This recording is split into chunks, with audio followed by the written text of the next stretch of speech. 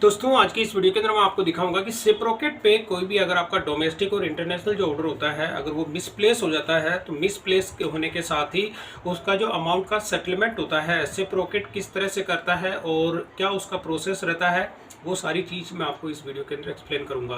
तो यहाँ पर आप देखेंगे सिप्रोकेट का जो है मेरा डैशबोर्ड है, मतलब इस तरह का सिप्रोकेट जो होता है। आपको पहले बता दूं कि सिप्रोकेट क्या करता है कि आपके जितने भी ई कॉमर्स यानी कि अगर आप कोई बिजनेस करते हैं तो उसके लिए लॉजिस्टिक्स सर्विस जो होती है ये प्रोवाइड करता है। उसमें चाहे डोमेस्टिक हो चाहे इंटरनेशनल हो, दोनों तरह की सर्विसेज जो होती है ये इसमें प्रोवाइड करते हैं। और मैंने अपने स्टोर के लिए डोमेस्टिक और इंटरनेशनल जो सर्विस होती है वो सिप्रोकेट के थ्रू मेरे यहाँ पे मैंने इंटीग्रेट किया हुआ है और उसी से मेरे सारे ऑर्डर्स जो होते हैं वो पिकअप होते हैं। अब यहाँ पे मेरा एक इंटरनेशनल ऑर्डर था जो कि दिल्ली से लंदन जो उसको जाना था, लेकिन वो बीच में ही मिसप्लेस हो गया। अब मिसप्लेस होने के साथ अगर मैं उस ऑर्डर की मैं बात करूं टोटल तो अप्रॉक्स वो $150 मतलब कि $150 उसकी जो अमाउंट होता है वो वैल्यू थी। और जब वो मिसप्लेस हुआ तो उसका सिप्रोकेट ने जो अमाउंट क्लियर किया वो $100 का अमाउंट जो है उन्होंने क्लेम पास किया था।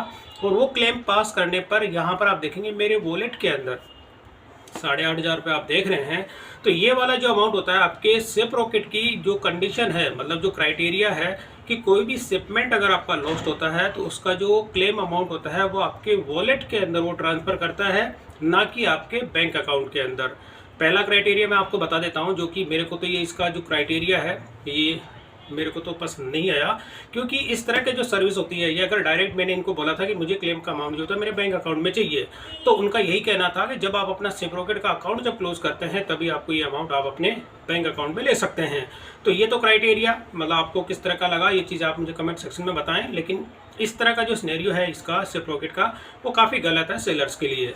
तो पहली चीज़ होती है कि वो अपने वॉलेट के अंदर जो है अपना क्लेम अमाउंट वो इसमें ऐड कर देते हैं। तो ऐड करने के साथ ही अब आपको क्या करना होता है, ये अमाउंट जो होता है धीरे धीरे, यानी कि आपको इतना बिजनेस सिप्रोकेट को देना ही देना है। अगर आप नहीं देते हैं तो आप जब अपना अकाउंट जब क्लोज करेंगे तभी आप अपना ये अकाउंट इसमें से ये पैसा आप रिफंड ले सकते हैं अपने बैंक अकाउंट के अंदर। तो ये इसका सिनेरियो है जो कि काफ़ी गलत है। और इसके बाद अब ये जो आपका सेटलमेंट होता है या आपके जो जो चार्जेस सिप्रोकेट आपके इसमें से डिडक्ट कर रहा है उसकी पूरी डिटेल्स अगर आप चेक करना चाहते हैं तो इसका ऑप्शन आपको सिप्रोकेट देता है बिलिंग सेक्शन के अंदर। अब जैसे मैं आपको दिखा देता हूँ ये बिलिंग, तो जैसे बिलिंग पे आप क्लिक करेंगे तो यहाँ पर आपको अपने जो भी आपके डिडक्शन जो होता है यानी कि आपके वॉलेट के अंदर कितना कितना डिडक्शन हो रहा है, तो इसमें सारी डिटेल्स आप बिलिंग के अंदर क्या करेंगे कि आपके जो शिपिंग चार्जेस होते हैं वो आप इसमें देख सकते हैं। COD रेमिटेंस जो होता है आपका COD कब कौन सी डेट को कितना अमाउंट आपके इसमें आ रहा है। वॉलेट की हिस्ट्री आप देखना चाहते हैं कि वॉलेट में कब कब आपने इसमें रिचार्ज किया है, वो हिस्ट्री आप इसमें देख सकते हैं। आपके इनवॉइसेस जो है सिप्रोकेट ने कब कब इश्यू किए वो इस सेक्शन में आप देख सकते हैं। जैसे स्टार्टिंग में देखो COD, ये टोटल चार्ज दिखा देता है। COD कब कब आपके कौन से बैंक अकाउंट में मतलब आ रही है वो डिटेल यहाँ पे देखने को मिलती है। वॉलेट हिस्ट्री के अंदर ये दिखा देता है कि आपने कब कब अपने वॉलेट के अंदर जो रिचार्ज किया था उसकी पूरी, जैसे रिचार्ज हिस्ट्री अगर मैं आपको दिखाऊं तो ये वाला दिखा देता है आपने अपने वॉलेट के अंदर कब कब कितना कितना पैसा ऐड किया। इनवॉइसेस के अंदर जो सिप्रोकेट आपको इनवॉइस इशू करता है वो सारी पूरी डिटेल है, जितना आप रिचार्ज करते हैं जो शिपमेंट आपकी जाती है उस शिपमेंट के अकॉर्डिंग यहाँ पे इनवॉइस वो जनरेट कर देता है, वो यहाँ पे आपको इनवॉइस के अंदर देखने को मिलता है। और करंट प्लान डिटेल जो आपने इसमें प्लान ले रखा होता है वो कौन कौन सा ऐसा प्लान है वो सारी डिटेल्स आप इसमें देख सकते हैं। और इसके साथ में होता है पासबुक। अब पासबुक क्या करता है कि यहाँ पर आपको जो ऑर्डर आपके पिकअप होते हैं, पिकअप होने के बाद में जो चार्जेस आपसे लिए जाते हैं, जो रेड कलर में आप जितने भी देख रहे हैं वो चार्जेस आपके इसमें से डिडक्ट किए जाते हैं। जो भी आपका कम्युनिकेशन जो होता है, जैसे आपके ऑर्डर पिकअप होते हैं उनका कितना डिडक्शन हो रहा है, कस्टमर के पास जो नोटिफिकेशन जाता है चाहे वो टेक्स्ट मैसेज के थ्रू जाए वो व्हाट्सअप के थ्रू जाए, तो यहाँ पर आप देखेंगे व्हाट्सअप कम्युनिकेशन का चार्ज कितना घटा है वो यहाँ पे दिखा रहा है। और ब्रांड बूस्ट जो होता है उसका चार्ज कितना घटा है, व्हाट्सअप मतलब कुल मिला के जो भी इसके जो चार्जेस होते हैं उसकी पूरी डिटेल्स आपको इसमें देखने को मिलती है। तो ये वाली चीज़ हो गई। अब मेरा जो क्लेम का जो सेटलमेंट हुआ था वो भी इसी में आपको देखने को मिलेगा। जैसे मैं नेक्स्ट पेज में दिखा देता हूँ तो यहाँ पर वो वाला जो है मेरा क्लेम का अमाउंट आप देखेंगे कि जो मेरा यहाँ पे फाइनल अमाउंट इन्होंने जो सेंक्शन किया था, यहाँ पे आप देखेंगे कि रिचार्ज में क्रेडिट किया गया था 8,596 रुपये। मतलब ये वाला अमाउंट जो था उन्होंने क्लेम का जो सेटलमेंट किया था और 19 मार्च को किया था। मतलब अप्रॉक्स आप मान के चलिए कि मेरा जो सेटलमेंट हुआ था 3 महीने के बाद ये सेटलमेंट हुआ है, क्योंकि मेरी शिपमेंट जो थी वो दिसंबर के अंदर गई थी। दिसंबर के बाद आप देखेंगे कि मार्च के अंदर जो है मेरा शिपमेंट का जो क्लेम अमाउंट होता है वो यहाँ पर आपको देखने को मिल रहा है 8,596 रुपये। लेकिन ये वाला अमाउंट भी आप देखेंगे कि उन्होंने मेरे वॉलेट के अंदर ऐड किया है, ना कि मेरे बैंक अकाउंट के अंदर ट्रांसफ़र किया है।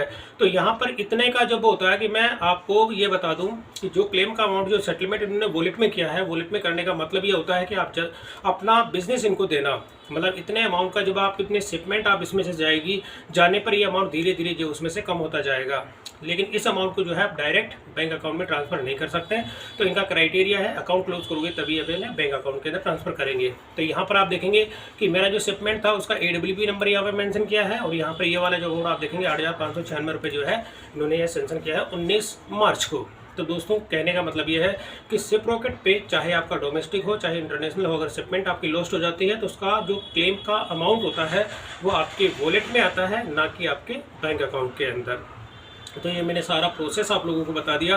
और जब भी कोई शिपमेंट आपका लॉस्ट अगर होता है तो होने के केस में आपको क्लेम अलग से फाइल करने की प्रोसेस का जो होती है उसकी रिक्वायरमेंट नहीं होती है, क्योंकि उस केस में ये ऑटोमेटिक उसका क्लेम संसन कर देते हैं, क्योंकि ये कोरियर पार्टनर की तरफ से उसको जो रिमार्क कर दिया जाता है कि आपकी शिपमेंट लॉस्ट हो चुकी है, तो उसका क्लेम का जो सेटलमेंट होता है कंपनी डायरेक्ट आपके वॉलेट के अंदर करती है, ना कि आपके बैंक अकाउंट के अंदर।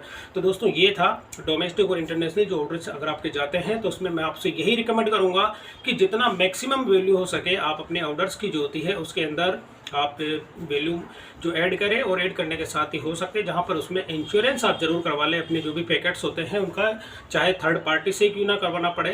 तो कोई भी अगर आपका पैकेट जाता है थोड़ा सा अगर कॉस्टली होता है तो उसका आप सिक्योर जो शिपमेंट होती है सिप्रोकेट की ही होती है वो, इसके अलावा कोई थर्ड पार्टी से अगर आप लेना चाहते हैं तो वो भी ले सकते हैं। तो दोस्तों वीडियो पसंद आई तो इसे लाइक और शेयर जरूर करें, और मेरे चैनल को सब्सक्राइब करना ना भूलें।